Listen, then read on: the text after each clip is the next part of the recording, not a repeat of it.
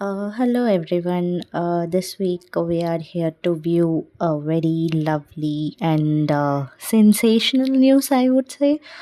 So it's none other than Bira. Bira is a beverage company. Bira's rupees 80 crore name change disaster.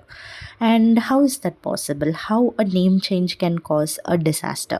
So is it a costly misstep which has taken by the company? And what's in the name? So that is what we are going to see. For B9 Beverages, B9 Beverages is the parent company. Bira 91 is its subsidiary entity. So in 2026 they were planning for an IPO. So it's basically the beverages, especially for beer. Beer. In 2026 they were planning for IPO, so for that they made a name change, B9 Beverages Private Limited to B9 Beverages Limited. Just the private word they have taken because they went for listing, public listing especially. So for B9 Beverages, the parent company of Bira Beer, apparently rupees 80 crore in losses. Bira 91, India's popular craft beer brand, faced a massive financial setback after a corporate name change led to months of stalled sales and inventory losses. According to the reports, B9 Beverages Limited, formerly known as B9 Beverages Pvt Limited, reported as rupees 748 crores net loss in financial year 2024, surpassing its total revenue of rupees 638 crores for the year, that is which is 2025. So this is the sensational news. So due to this public IPO, that is the public listing, due to this IPO they incurred 80 crore direct cost and increased losses due to removing the word private from its name. So how can even we imagine like removing private from it's mandatory to remove because they are going for public listing, and that has caused them a very huge losses. Such a it's a it's their move. It's not that it's regulatory norms are like that we should remove private, we should not name private limited once we go for listing because it's no more a private entity. So moving on, based on the type, the market is segmented into strong beer, mild beer, and craft beer. So in terms of volume, strong beer the market was valued at, so we are going to see few information on market capitalizations for beer industry and the CAGR. So this will let you know whether you can invest or pitch in this time in the Bira stocks or not.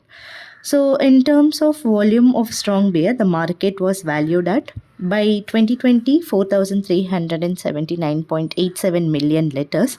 So by 2025 expected to reach 5,728.16 million liters, expanding at gearing ratio of 5.19% during 2021 to 2025 period. So CAGR, which is compound annual growth rate, should be always high. So how to conclude this? For large cap companies, it should be 5 to 12% is a good one. Mid cap and small cap, 15 to 30% is the good one. For startup companies, 100% to 500% is the good one. So it's depends on us to decide which cap based companies you are supposed to invest and where Bira stands now.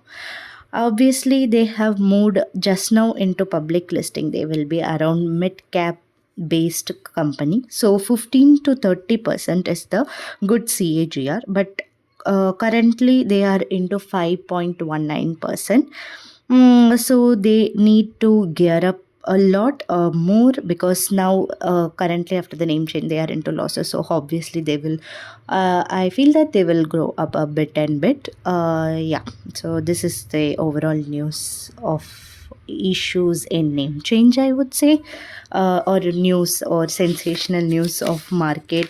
Even the name change is significant in the market, so we should be always careful with all that stuff.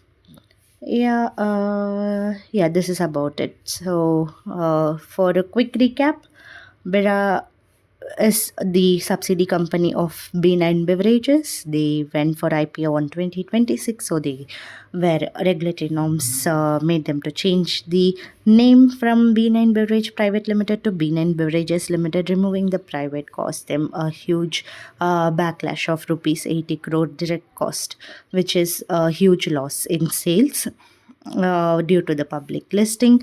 So if this is the case, how the companies can come in listing, so that also quite matters here. So just it is debatable, I would say. We can give our comments and reviews on this, but it's still a debatable topic, I would say, how a costly mistake. Thank you.